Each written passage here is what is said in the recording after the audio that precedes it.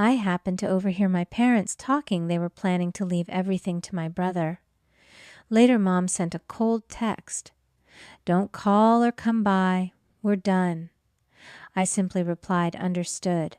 The next morning, my phone lit up with dozens of missed calls and desperate messages. "My name is Alara. I'm 32 years old, and I'm a data scientist. Specifically, I'm a logistics analyst. I live here in Nashville, and I build systems that make complex supply chains more efficient. I find patterns in the chaos. That's what I'm good at. It's a skill that should have been valuable to my family." My father, David, owns Harris and Son Logistics.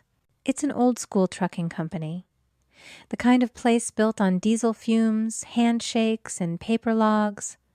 My dad started it with nothing, and he's incredibly proud of it.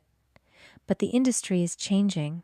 Data is the new diesel, and Harris and Son was getting left behind. And of course, there's the son in the company name. That's my younger brother, Ethan. He's 30. Ethan was born to take over the business. He was the co-manager, which as far as I could tell meant his main job was managing customer relations on the golf course with other sons of other companies. He had the right name, the right charisma, and my father's complete blind adoration. Growing up, it was obvious who the real heir was. The rules were different for us. I remember when Ethan was 17, he managed to jackknife one of the company's 18-wheelers in the main yard, taking out a fence and damaging another rig. I watched from the office window. My father, David, just came out, looked at the mess, and clapped Ethan on the back. "Well," he said, "boys need to learn how to handle their mistakes, son." That same year, I was 17. I was helping my mom, Susan, with the dispatch logs and made a routing error. I cost the company a small local contract, maybe a few $1,000s. My father banned me from the office for a month. He told me I didn't have the instinct for the business and should stick to my books. But the real test, the moment the dynamic was truly set in stone, came 5 years ago. My mother, Susan, got sick, really sick. It was a rare form of cancer, and the local treatments weren't working. Their insurance was terrible, only good for the basics. We found a specialist, a clinic, doing experimental treatments, but the cost was astronomical. The total came to $150,000.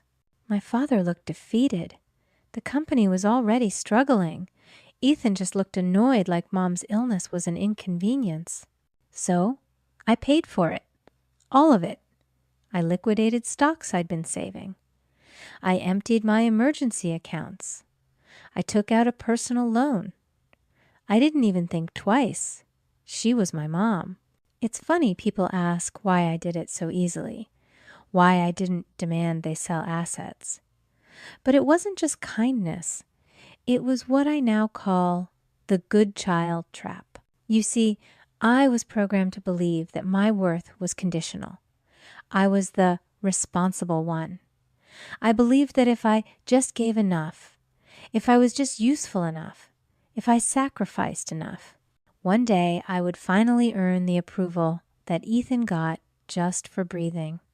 It's a psychological trap. You think you're buying their love or their recognition, but you're really just paying for their comfort. You're enabling the very system that's draining you dry. And of course, the payments didn't stop there. After Mom recovered, she just never really mentioned it.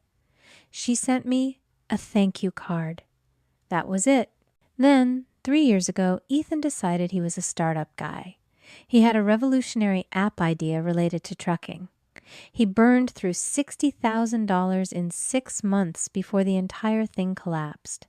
My dad called me panicking that Ethan's reputation was on the line and that creditors were calling the company. So I paid off Ethan's debts. When a driver sued the company for unpaid overtime and threatened to go to the labor board, I covered the $20,000 settlement to make it go away. Fuel bills here, insurance shortfalls there. It became a habit. My automatic bank transfers were the only thing keeping Harris and Son Logistics afloat. Last I checked, the grand total I'd poured into that company, into my family, was $275,000. And at every family dinner, every holiday, my father would raise a glass. He'd talk about legacy.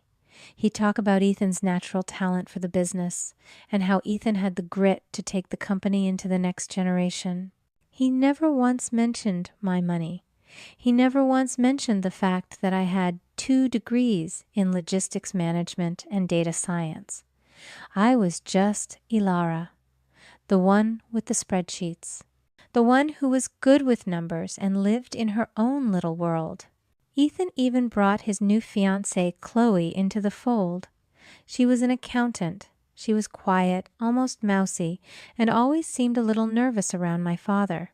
But she was sweet, and she started helping my mom with the company's books. She was family now, I guess. And I just kept going. I kept working, kept saving, and kept sending the money. I kept hoping. I thought, maybe this next check, maybe this next crisis I solve will be the one that finally makes them see me. I was wrong. Which brings us to last month. Dad called me earlier in the week. The classic opener. We need to have a family dinner, Alara. Important business. I knew exactly what important business meant. It meant the bank account was empty again. I showed up at their house on a Thursday night. Mom had made a roast. Ethan was there with his fiancée, Chloe. We barely had time to sit down before my father David cleared his throat. He didn't ask how my job was. He didn't ask about my life. He just wiped his mouth with a napkin and looked at me. Alara, the company, needs $75,000, just like that. No preamble. $75,000, I asked, trying to keep my voice even. What for this time? Fleet expansion, he said, puffing out his chest. We need 2 new rigs to show our competitors we're still in the game. It's about status, about legacy. Ethan chimed in. Yeah, Alara, you can't land the big contracts if you look like you're struggling. I looked at him. We weren't struggling. They were, because I was the one paying for everything. I put down my fork and reached for my briefcase. Actually, I said, my voice clearer now. I have something better than a check. I pulled out my laptop and a small silver USB drive. I placed it on the center of the table. What's that? David asked, annoyed. More of your spreadsheets. It's a logistics optimization algorithm, I said. I've been building it in my spare time for the last year.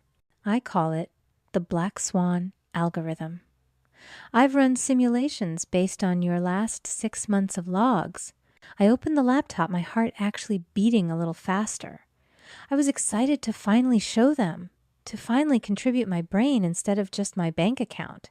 Based on my projections, I started this software, once integrated, will save you over $150,000 in the first year alone. It optimizes fuel consumption flags, inefficient routes, and eliminates driver scheduling conflicts. It finds all the operational holes you're bleeding money from. I looked up expecting, I don't know, surprise, interest, maybe even pride. I got nothing. My father stared at the USB drive like it was a cockroach. Then he scoffed. Actually scoffed. Silicon Valley nonsense, he said, waving his hand dismissively. Elara, we're a trucking company. We build things with our hands. We drive. That's the heritage. We don't need code to tell us how to do our jobs. Ethan let out a sharp, mocking laugh. Seriously, Alara, an algorithm? Why don't you stick to your spreadsheets and let the men handle the actual business? I looked at my mother. Susan was staring intently at her plate, her lips pressed into a thin, tight line. She was silent. She was always silent. I could feel the blood drain from my face. All those late nights, all that work, dismissed in 10 seconds. Silicon Valley nonsense. I slowly closed the laptop. The click echoed in the silence. Then I can't help you, I said, my voice quiet but cold. I don't have $75,000 to spare for trucks you don't need. The air in the room went stiff. My father's face turned a deep, blotchy red. Ethan glared at me like I'd just spat on his new shoes. Even Chloe looked terrified, her eyes wide, as she stared at her empty plate. It's amazing the mental gymnastics you do to understand why. Why would they reject a $150,000 solution to ask for a $75,000 problem? It wasn't until later that I understood. It's because it was never about logic. It was about roles. I was seeing a classic, toxic family system in action. The golden child and the scapegoat. Ethan was the golden child. His role was to be the heir to carry the legacy and the family name. He was the symbol of my father's pride, and because he was the golden child, he could never, ever be wrong. His failures, the crashed truck, the failed startup, were just learning experiences. I was the scapegoat.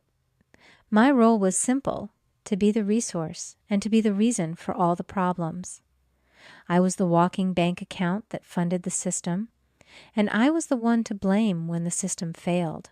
My success outside the family didn't matter. In fact, it was a threat to their system. By offering a real solution, I was challenging their entire narrative. I was telling my father, your way is wrong and my way is better. I was telling Ethan, you are not competent. And the system hates that. The system had to reject my solution to call it nonsense, because accepting it would mean admitting that the golden child was a failure and the scapegoat was actually the most competent person in the room. And that was an idea my father, my mother, and my brother could simply not allow to be true. A couple of weeks went by. The silence from my family was heavy, but honestly, it was a relief. I poured myself into my work at the data firm. It felt good to be in an environment where my skills were actually valued. Then I remembered I'd left a box of old hard drives in the attic at my parents' house. They were backups from my college thesis, and I needed some of the raw data for a new project I was working on. I called my mom Susan. It rang and rang, then went to voicemail. That was strange. She always picked up, especially in the afternoon. I tried again the next day. Same thing. Finally, after work on a Wednesday, I figured I'd just drive over and grab the box. It wasn't their house, it was my childhood home. I didn't need permission. When I pulled into the driveway, both my dad's truck and Ethan's car were there. They were home. I knocked on the front door. No answer. I knocked again, louder this time. Nothing. I could hear the television on inside. I sighed, annoyed, and used my old spare key. The lock clicked and I let myself in. "Hello," I called out. "Mom." No answer. But the TV sound was coming from the living room along with voices. They were talking. Loudly. I was about to call out again when I heard my name. I froze in the hallway. It was my father, David. His voice sharp with anger. "She's just a damn code monkey, Ethan. Thinks she can waltz in here with her laptop and tell me how to run my business." Ethan laughed. That smug, barking laugh. "I know, Dad. The Black Swan algorithm. What a joke. She's always been like that, thinking she's smarter than everyone." "She's not heritage," my dad said, and his voice dropped. "She doesn't get it. You get it. The company is yours. You're the one on our side, the one who does the real work." "Damn right I am," Ethan said. "We need to call the lawyer tomorrow," Dad continued. "We need to rewrite the will. Everything goes to you, Ethan. The house, the company, all of it. She doesn't deserve a dime after that disrespect." My heart hammered in my chest. I couldn't breathe. Then I heard my mother's voice, weak and uncertain. "David, please, Alara has. She's given us so much. She paid for my treatments." "She thinks she can buy us," David snapped. "She thinks that money gives her the right to judge us. Someone like that doesn't deserve respect, let alone an inheritance. She's a resource, Susan, not family." "Not really." Ethan laughed again. "Exactly right, Dad. a resource, and she'd just cut us off. My mother went silent. She didn't defend me. She didn't say another word. I backed out of the house. I was so quiet, the lock didn't even click. I got into my car, my hands shaking so badly I could barely put the key in the ignition. A resource, not family. I drove home on autopilot. I was numb. The humiliation from the dinner was nothing. This was the truth. The next morning, my phone buzzed. It was a text from my mom, Susan, the one who had sat there in silence. It said, "Don't call and don't come. It's over between us." Just like that. No explanation, no apology. As if I was the one who had done something wrong. After what I'd heard, I knew exactly what it was. It was the final nail. They had made their choice. I typed back one single word, understood. Then I opened my banking app. All those automatic payments I'd set up over the years. The monthly wire to cover the company's fuel overages. The payment on Ethan's lingering startup debts. The $500 a month I still sent for Mom's follow-up care. I canceled every single one. It took less than 48 hours for the explosions to start. My phone blew up. Texts, calls, voicemails. Then the harassment began. My dad left messages just yelling, fix this now. But Ethan was worse. He started showing up. He'd wait by my car in my office parking garage. He tried to block my path one evening. "You can't just cut us off, you selfish brat. You owe us." It got so bad that a few of my colleagues had to start walking me to my car. I was sitting in my office late one night, trying to work past the knot of anxiety in my stomach, when my assistant buzzed my desk. "Alara, there's a Miss Chloe here to see you. She says it's urgent." She looks really upset. Chloe, Ethan's fiancée. I told her to send her in. Chloe walked in and she looked terrified. She was pale, her eyes were red, and she was clutching a manila folder to her chest like a life vest. "Alara," she whispered, "he doesn't know I'm here. Ethan, he'll kill me." "What is this, Chloe?" She sat down and pushed the folder across my desk. "I can't do it anymore," she said, and her voice broke. "I'm an accountant. I can get disbarred for this. I can go to jail." I opened the folder. It was full of spreadsheets, bank statements, invoices. "I don't understand," I said. "It's Ethan," she said, tears streaming down her face.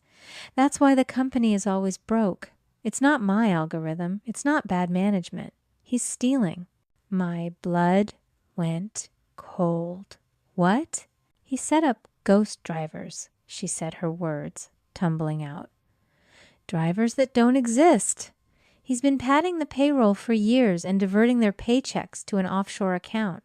And he created a shell company, a maintenance and fuel supplier. He's been billing Harrison's son for emergency repairs that never happened, for fuel that was never delivered." She pointed to a line item. "He's been using the money to trade crypto. He's addicted to it. He's lost thousands. That's why he needed the $75,000. He's in a hole he can't get out of, and he's forcing me to cook the books to cover it up." I stared at the numbers. It was all there. Tens of thousands, hundreds of thousands of dollars siphoned out over 3 years. "Why are you showing me this?" I asked, my voice flat. Because she said, looking me right in the eyes, "He's getting desperate, and he's going to drag me down with him.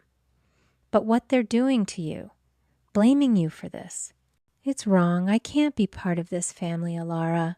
I finally understood. The constant emergencies, the bad months. The reason my $275,000 had vanished into a black hole, it wasn't just incompetence, it was fraud. And they had called me the one who didn't deserve respect. I had the folder from Chloe, I made copies, and then I waited. A week later, my mom called me from a number I didn't recognize. I guess she figured out I'd blocked her. "Ilara," she said, and her voice wasn't sad or apologetic. It was cold. "We need to meet, all of us, to discuss this family situation. The coffee shop, downtown, tomorrow at 2. She hung up before I could answer. They weren't asking. They were telling. Fine. I had a few things to say myself. I got there early and picked a table in the back. I watched them walk in together, my father David, my mother Susan, and my brother Ethan. They looked like a united front ready for battle. They sat down, and my father didn't even bother with hello. He just leaned across the table, his face set in that familiar self-righteous mask. "Your childish tantrum is destroying this family, Ilara," he said, his voice low and angry. "You are ruining the company. You need to restore the payments immediately." I almost laughed. It was so predictable. "Childish tantrum," I repeated. "Is that what you call it when the resource stops?" "Well, being a resource." My mother went pale. My father's eyes narrowed. "What did you say?" "Oh, you heard me, Dad. I heard you too. In your living room, calling me a code monkey, calling me a resource, not family, and planning to write me out of the will."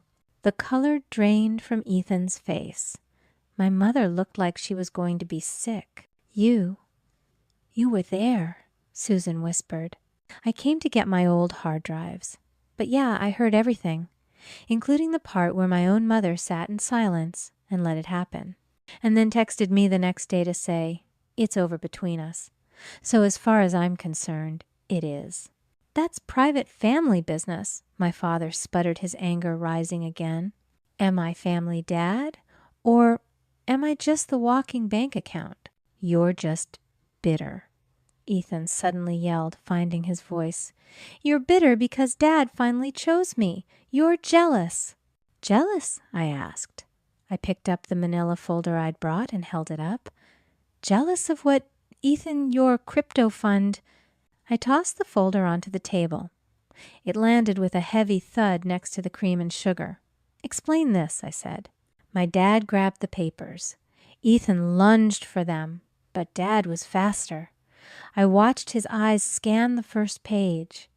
The list of ghost drivers, the invoices from the shell company for emergency fuel, the transfers to an offshore crypto exchange. Ethan's face was a mask of pure panic. "Those are fakes," he shouted loud enough for other customers to look over. "She made those up. She's trying to frame me." I just sat there sipping my water. My father kept reading. I waited for the explosion. I waited for him to turn on Ethan, to finally see the golden child for the fraud he was. But he didn't. He slowly put the papers down. He looked up, and his eyes, they weren't angry at Ethan. They were furious at me. "You're spying on us now," he hissed. "You're trying to destroy this company, to destroy your brother." I just stared at him. I couldn't believe it. Even with proof of felony fraud in his hands, I was still the bad guy. Ethan was the golden child.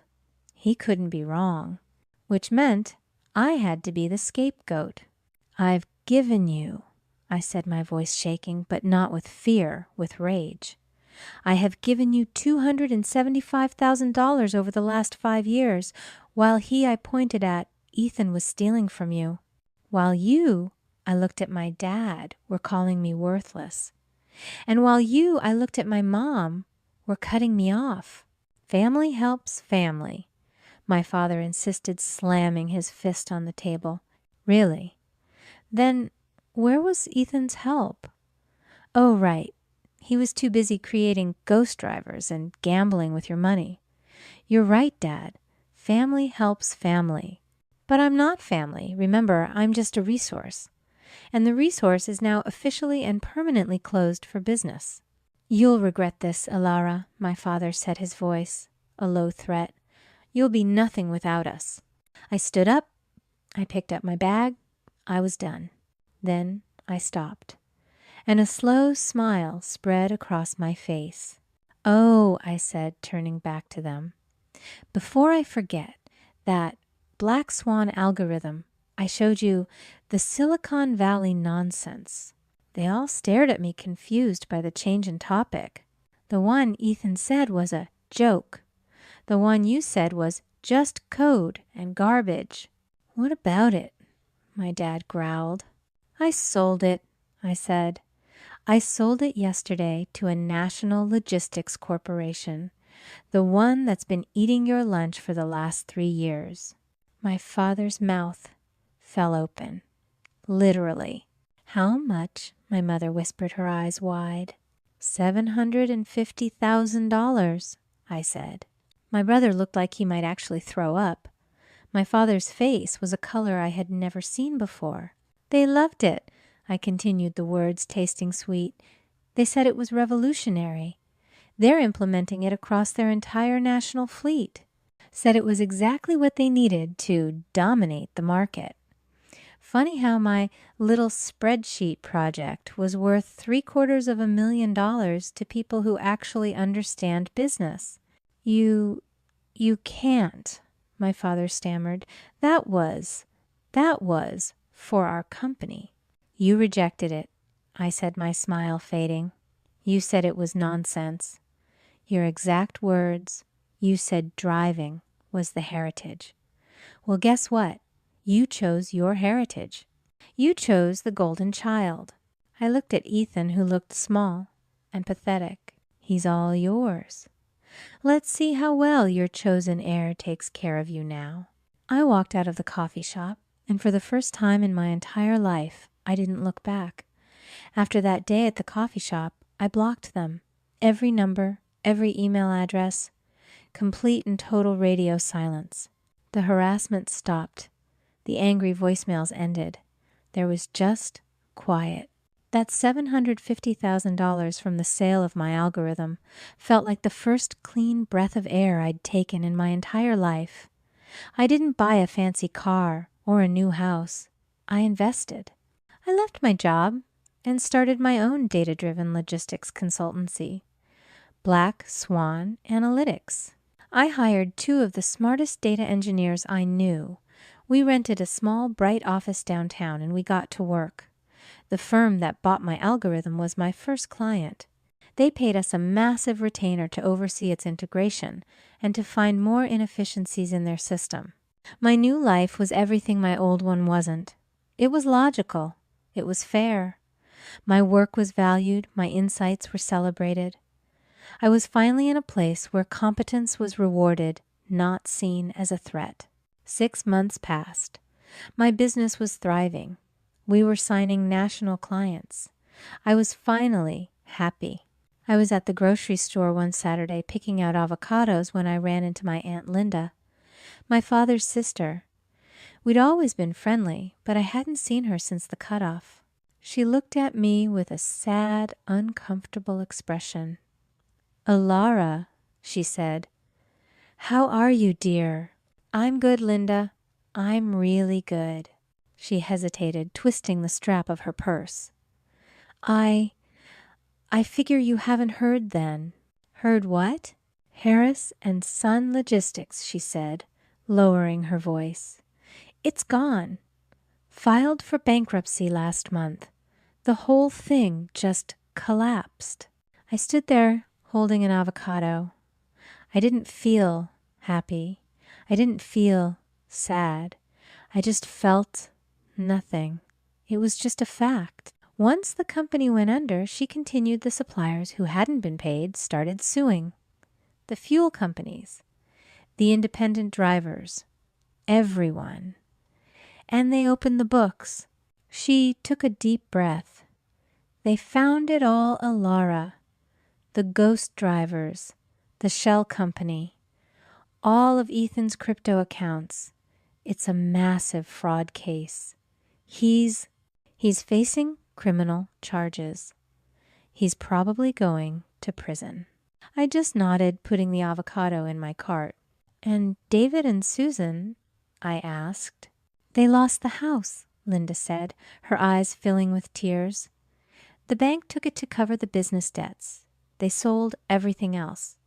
They're in a one-bedroom rental apartment over in Gresham. David, he got a part-time job at a hardware store. Your mother is working as a cashier. The empire, the legacy, the heritage my father was so proud of, all gone. Reduced to a hardware store job and a rented room, the golden child had finally burned the whole thing to the ground. They asked about you, Linda said quietly. I'm not saying you should call them Ilara. God knows, after what I heard. I'm not saying that. I thought you should know. I thanked her and finished my shopping. A few weeks later, a call came through to my office line. An unknown number. Against my better judgment, I picked it up. Black Swan Analytics. This is Ilara. A shaky breath on the other end. Ilara, please don't hang up. It was my mother. Susan, she sounded. Old, tired. I stayed silent. I had nothing left to say. I needed to apologize, she stammered. I need to say I'm sorry. Not to ask for anything, just to say it. I waited. We failed you, she said, and her voice cracked. Your father and I, we failed you.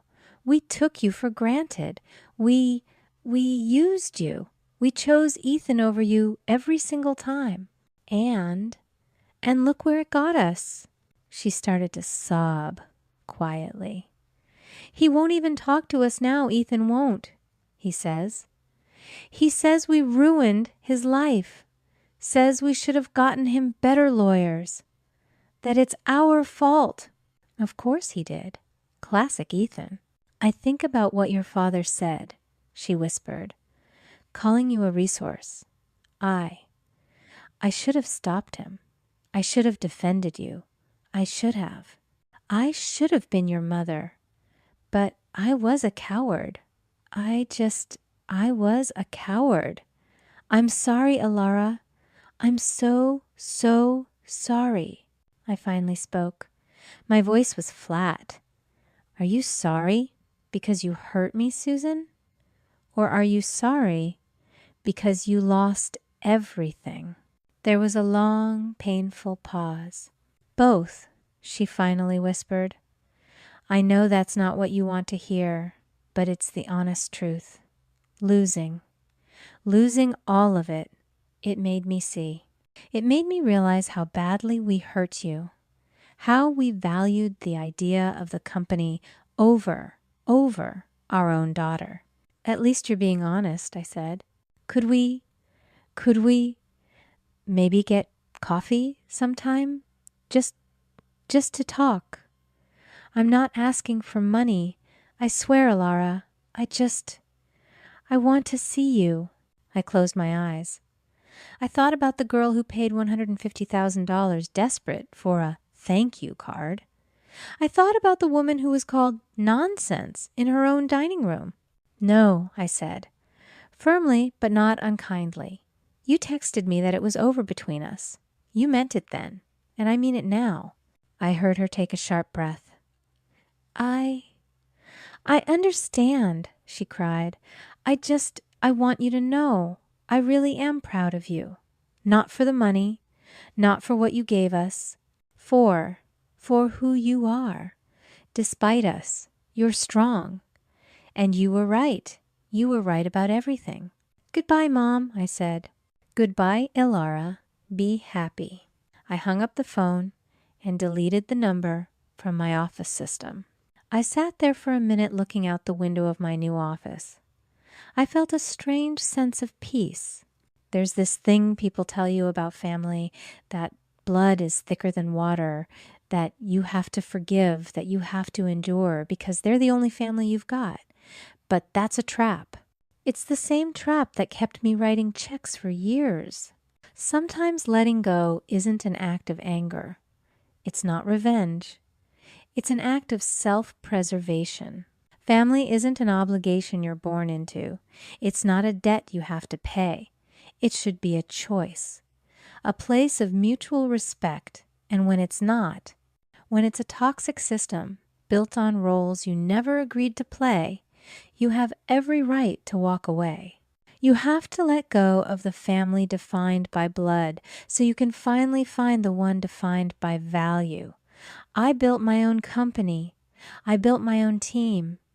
I built a life where my worth wasn't a debate. My family got exactly what they wanted. They got their golden child all to themselves with no code monkey to interfere. And I got my freedom. Turns out, my Silicon Valley nonsense was the most valuable thing I ever owned. Script completed.